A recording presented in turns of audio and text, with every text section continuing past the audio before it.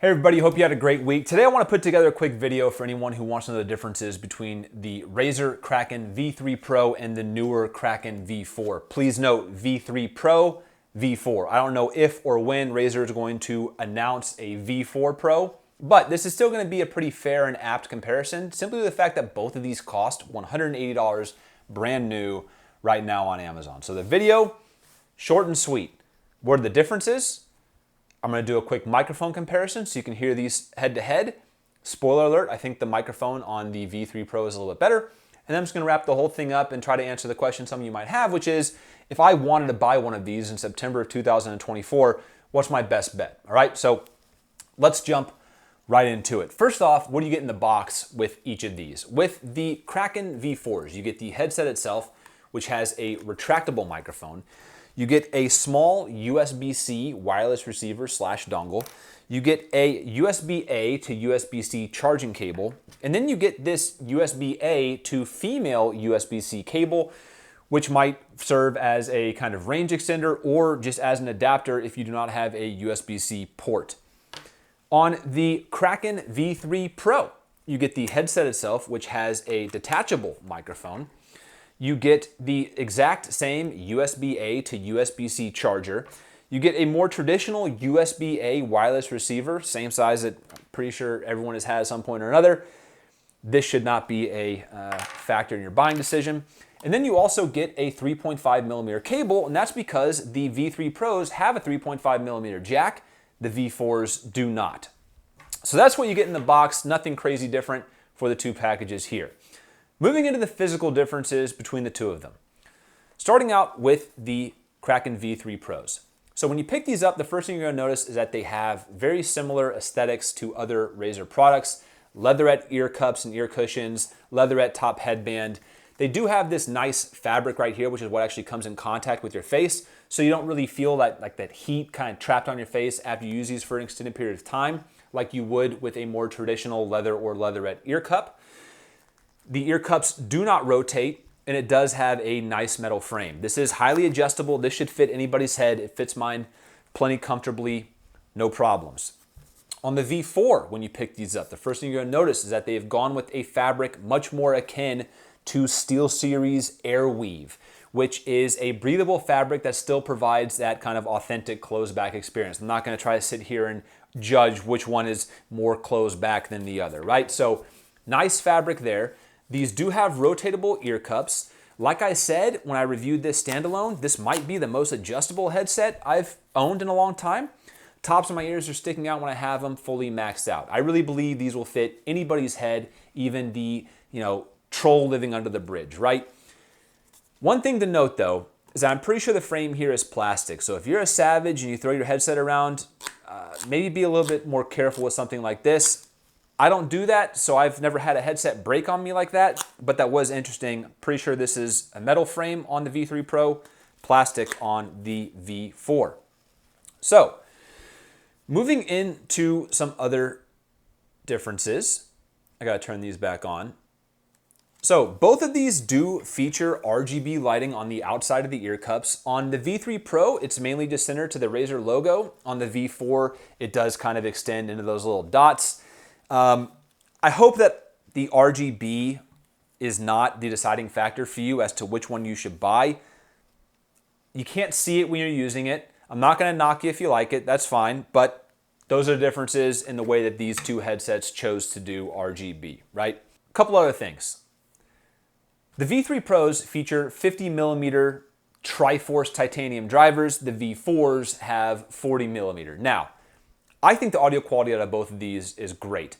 Do I think it's as great as like the Logitech Pro X2, which had 50 millimeter graphene drivers and blew me away the first time I heard it? Not necessarily, but I went back and forth between these two, trying to swap around equalizer presets and try to make a deciding factor of which one sounds better. But I don't think it's fair to me to just say 50 millimeter greater than 40 millimeter. These sound better than these, 100% buy them. I thought they both sounded fine, right? And I think that with the equalizer in Synapse, you're going to be able to find a profile or a setting that makes both of these sound phenomenal in the majority of games you play. Music, movies, all types of games from first-person shooters to RPGs. They sound good on both of these headsets. Now, what I want to mention The V3 Pros have this haptic feedback feature, which the V4s do not. And I might be alone and I might die on this hill and that's fine. But I honestly think it's one of the dumbest things I've ever experienced on a gaming headset. I tried to look online to see if anybody else hated it like I did, but they didn't. I thought the haptic feedback on the V3 Pro would be something like I'm playing Overwatch and Reinhardt dies behind me and I get a little like vibrational cue that something's fucking happening over here. No. Literally all it did was transform me wearing these into feeling like I was in like a 92 Corolla with a subwoofer and all the speakers blown out. Just it takes low frequencies, bass frequencies, and makes your headset vibrate. That's it. I haven't felt anything in game that would make me say this is going to be a benefit to me. My friends talking in Discord causes the haptic feedback to go off. So if Brooke is talking and he's got a bit of a deeper voice, when Brooke fucking talks, it's vibrating my head. It's not my thing. If it's your thing, awesome. I'm happy for you. I think it's one of the most gimmickiest gimmicks I've ever seen on a gaming headset. I don't need it whatsoever. But if you do love it, if you want to have it, it's important to note on the V3 Pros, they do have a dedicated button on turning that feature in its 3 different levels of severity or turning it off entirely, which is where I leave it. I won't lie to you. The first time I turned it on, listened to some music that had some heavy bass, I was like, this is fucking cool. But then later on that night when I was just like listening to my friends talk and it was rattling my head, I was like, this is fucking stupid. So that's my opinion on the haptic feedback that comes with the V3 Pros. I'm hoping that they don't take that and try to put that in the V4 Pro, right? So that's the thing that the V3 Pros have that the V4s don't. What do the V4s have that the V3 Pros don't? Bluetooth and a game chat mixer. So even though I railed against those on my individual review of the V4, they at least have those features, all right? The Bluetooth on the V4 is the either or type. So you can either have your headset connected to your PC and hear the game audio coming through your headset, or you can swap to Bluetooth on your phone and hear music coming from your phone, take a phone call, watch your Instagram, TikTok, whatever it may be. You can't have both at the same time like you can with the A50X or the SteelSeries Arctis Nova 7, which is a bit of a complaint of mine. But at least it has Bluetooth over this one. The second thing it has is a game chat mixer, which again, I don't love the way that they did, but at least they included one. You can either do it in the software or they have this button on the right ear cup. What you do is you hold it down for 3 seconds. It moves you into game chat mixer mode. You then use the main volume dial to adjust that balance however you see fit. I think it's a pretty fickle beast to use. That's my personal opinion. But again, those are the features this comes with that this one doesn't. A couple of other things that I want to mention. The V3 Pro, to my knowledge, does not have any way to quickly swap between equalizer presets on the fly the way that you can with the V4. So on the V4, on the right ear cup as well, you have this button. Double tapping it allows you to swap between Bluetooth and your wireless dongle. Single tapping it swaps between the different equalizer presets that you have customized in the Synapse software, which I thought was pretty nice. A couple last things I want to mention. The volume dial on the V3 Pro does not have clearly defined steps like there are on the V4, but it does have a clearly defined end and beginning, which the V4 does not. That one you can just keep scrolling forever, which is why it's a bit difficult in the game chat mixer to get it exactly where you want it to be. The other thing, this does not have any kind of visual mute indicator the way that the V4 does. So when you have your microphone extended and you mute it, you can see that little LED indicator pops up and lets you know that you are muted. The last things I want to mention about the features that are important to note if you are someone that needs mic monitoring. When I reviewed the V4, I said that I didn't think the mic monitoring was good enough on it. Well, I was a little bit overzealous because it sucks on the V3 Pro.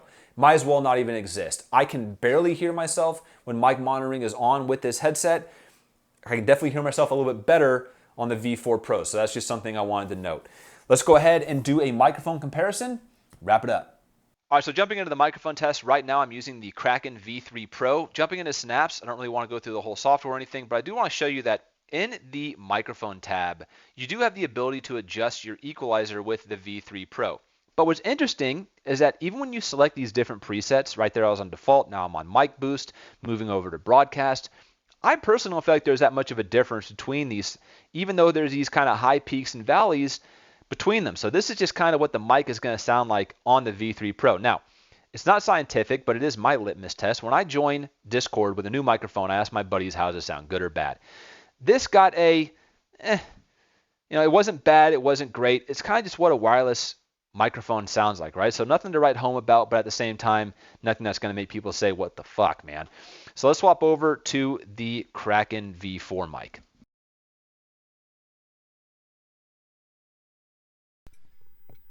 So this is the microphone on the Kraken V4. And what I wanted to show you in Synapse here is that even though I had the ability to adjust the equalizer on the V3 Pro, on the V4, you're locked in. You have no sliders to be able to change it to try to make this thing sound better. Now, this is the default mic boost, which I think is a pretty sharp decline in quality compared to the mic that was on the V3 Pro. But if you put it over into broadcast, it's passable. You know what I mean? I just think it's a little bit interesting that this is the microphone on their newest headset. I get that it's retractable and whatnot, but they had such a great microphone on the Black Shark V2. I was hoping to have something of similar quality on the V4. But yeah, man, it's if you have it on mic boost, which is what it comes as by default, you know, I don't know how many people immediately go into software to mess with their microphone equalizer, but if you don't, this is what you're going to sound like to the friends, you know, your friends in Discord and people you're gaming with and whatnot. So just to wrap it up, let's hear the Black Shark V2.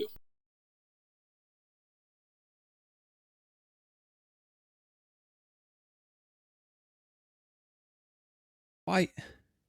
I don't get why it wouldn't unmute there. That was getting weird there. But anyway, so this is the microphone on the Razer Black Shark V2.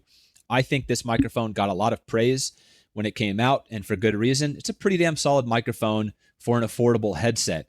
Now, important to note, this is not detachable. This is not retractable. It's just permanently fixed like this. But I think it did show that Razer is capable of producing pretty high quality microphones, which is why a year later, to have that kind of step down when you go to the Kraken V4 is a bit interesting. So that's it for the microphone test. Let's wrap this whole thing up.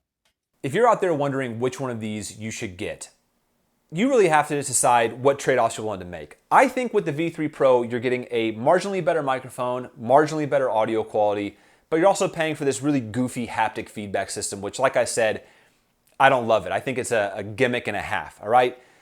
Whereas with the V4, you get the Bluetooth capability, you get the game chat mixer, even if they aren't done as perfectly as I would like to see them, but you're also getting that microphone, which my friends honestly just thought was bad, right? So you're doing a trade-off one way or another, whichever way you decide to go. Now, if you don't need Bluetooth or a game chat mixer, another option, which is what I did here, is I bought this renewed off of Amazon for $100, right? So I don't know if I would strongly recommend either of these for 180 bucks, but if you want a Kraken headset, maybe consider that as an alternative versus buying one of them brand new, especially if the V4 Pro does get announced and released and it has bigger drivers and they do fix the microphone problems and all that stuff, right? So just something to consider.